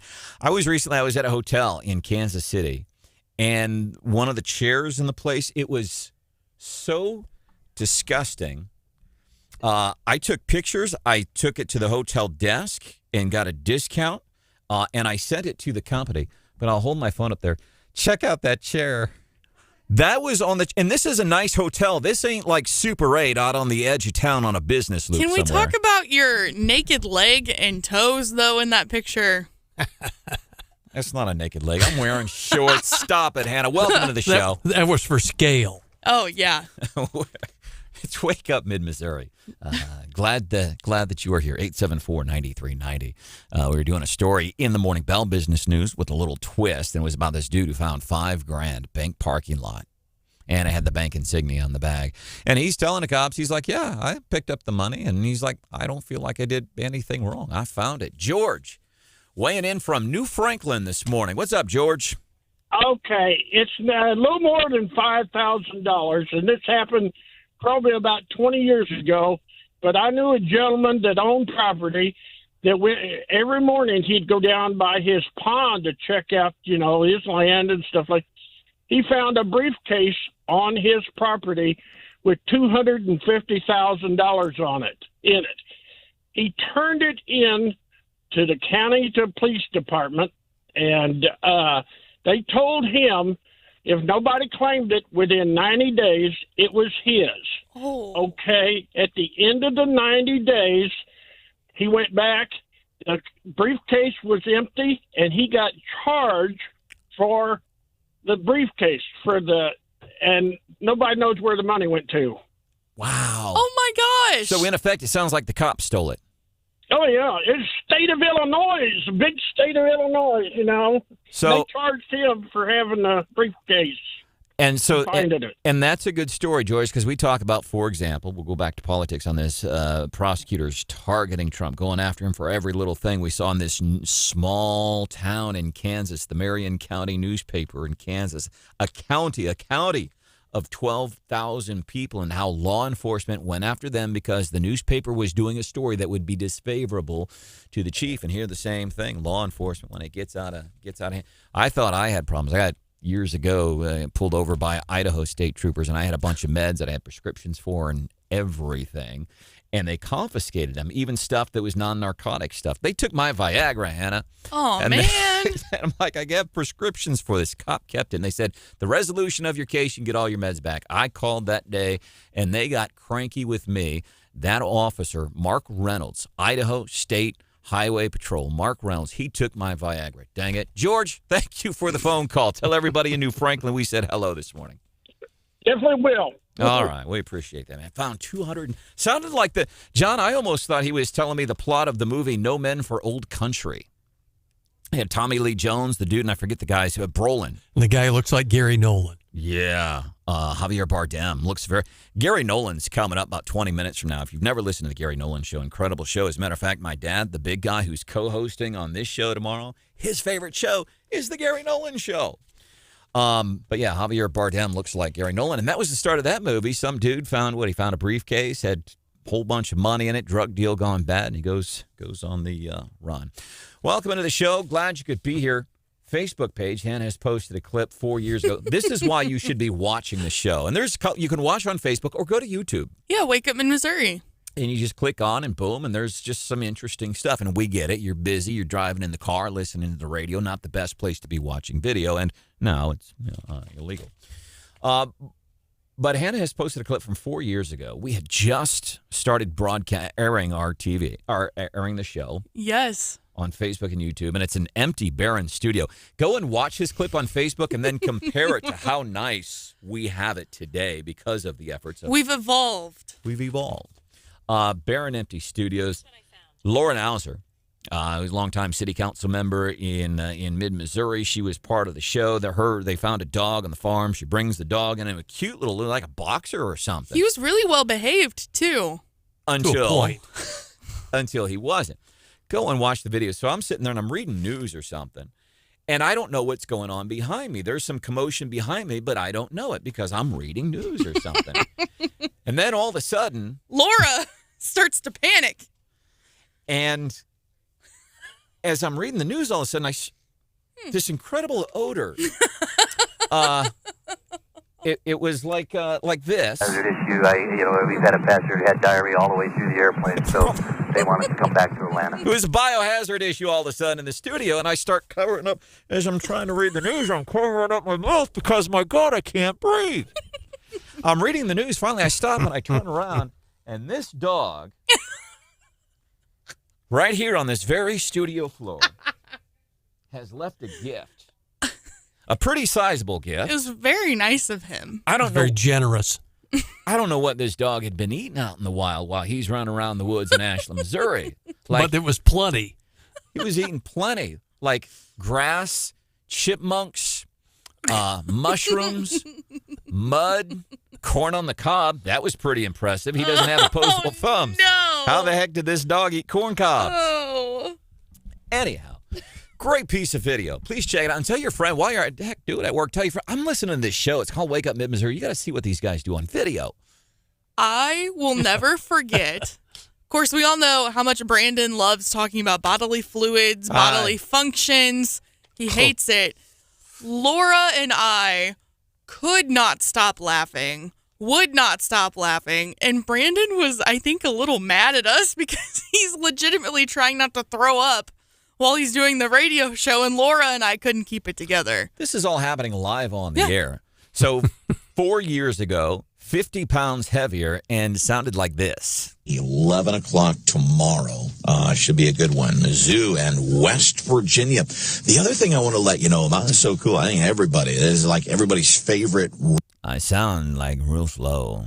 Is it just me? No, I heard it too. Okay. The first time you played it this morning, I was like, wow, your mouth sounds like lazy a little bit. Radio segment in all of mid-Missouri. We do the Wake Up Rhapsody. We do it on Feel Good Fridays, about 8:15. Man, how long has it been since we've done that?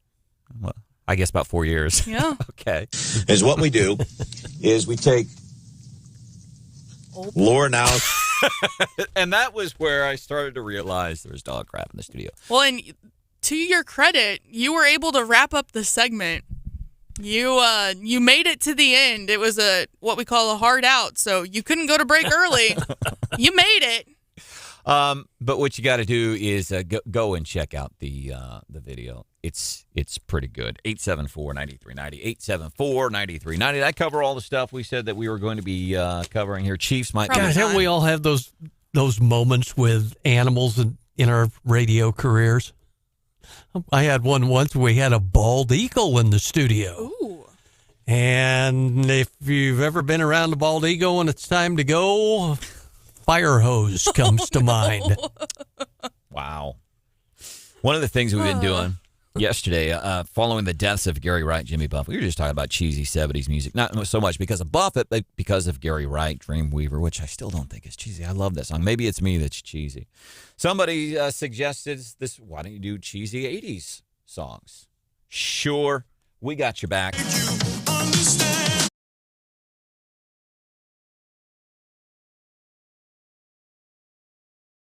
That was a song that wasn't cheesy at the. Did it become cheesy in later years because of the whole "you got Rickrolled" thing? I think so. For sure. I remember when Donald Trump was president, Melania was giving a speech somewhere, and I don't remember where it was, but she was accused of plagiarizing Rick Astley. He will never, ever give up. He will never, ever let you down. No. You know? Maybe onto something.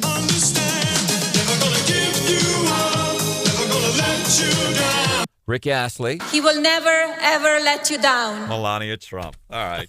Coming up, we're going to do some. Man. We'll do some. That's like the earliest clickbait that I can remember. You know, you'd see some scathing title on a YouTube video, and you go, oh my gosh, and you click on it, and it's just that music video. You got Rickrolled. Yep. Coming up, Dave Thompson, Woods Basement's going to be joining us in Leftovers. So crazy weather this summer, heavy storms, and then the heat. What does that do to the foundation of your home and basements? He's going to cover some of that coming up 5 minutes from now.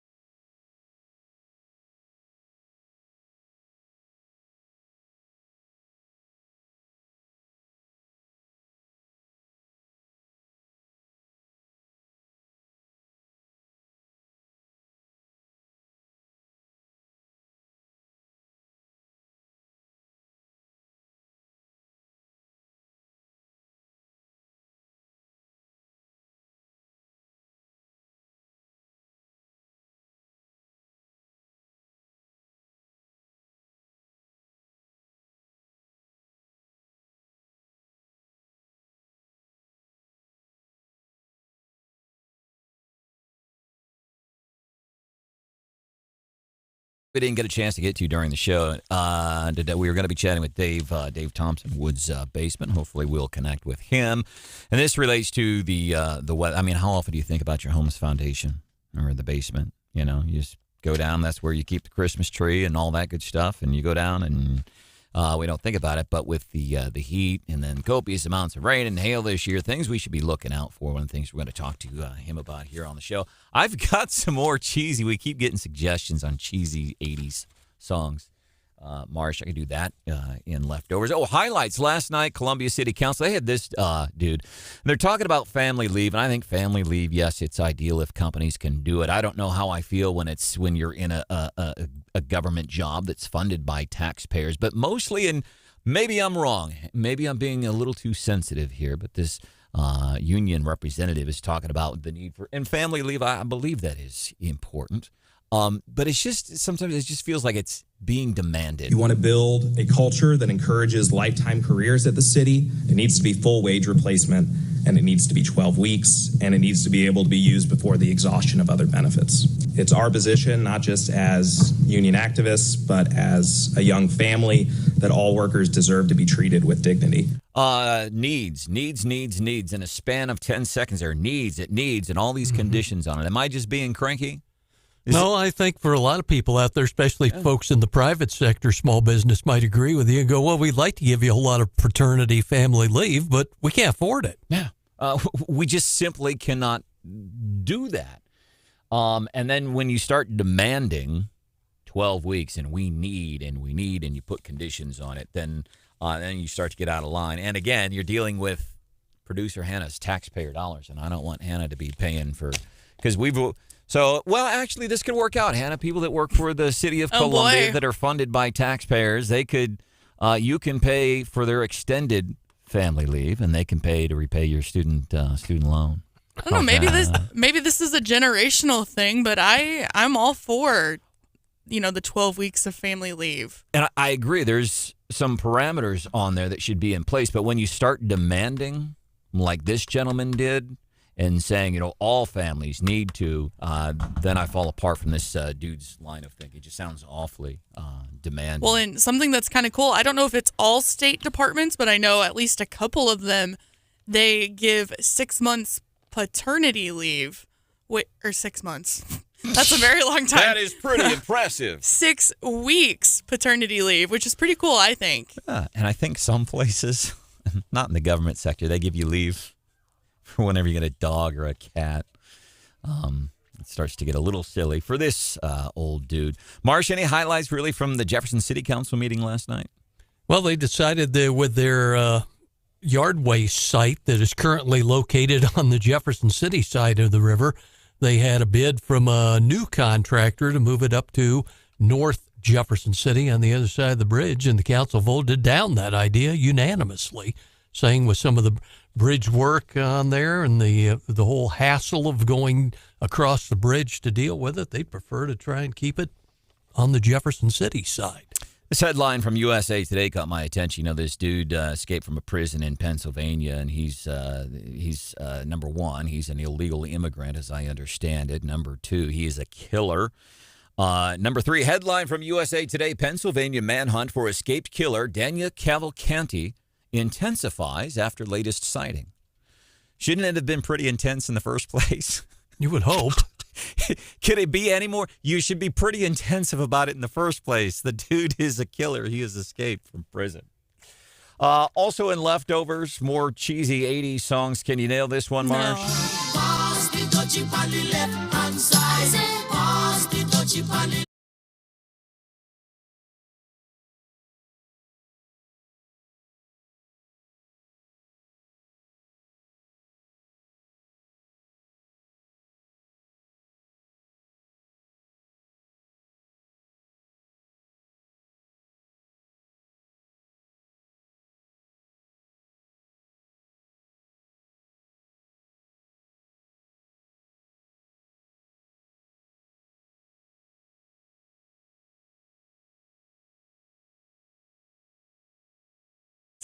You've got pretty eclectic taste in music. Jeez. Well, just because I've heard it doesn't mean that that's what I jam to in the car. Like, it's not on her playlist. No. Don't get into Hannah's car. She has burned CDs that have Sheena Easton. I would be incredibly embarrassed if anybody got into my car. I'd be embarrassed, number one, at the fact that I have burned CDs because my car is almost as old as Hannah. But I'd be incredibly embarrassed by what they would find on those burned CDs. Yikes. Yeah, I would be embarrassed by it. That's for now sure. I'm kind of concerned. By the way, I love Jefferson City News Tribune. They do these stories on deceased veterans. They did one on Lawrence Strobel, who served in World War I. He was from California.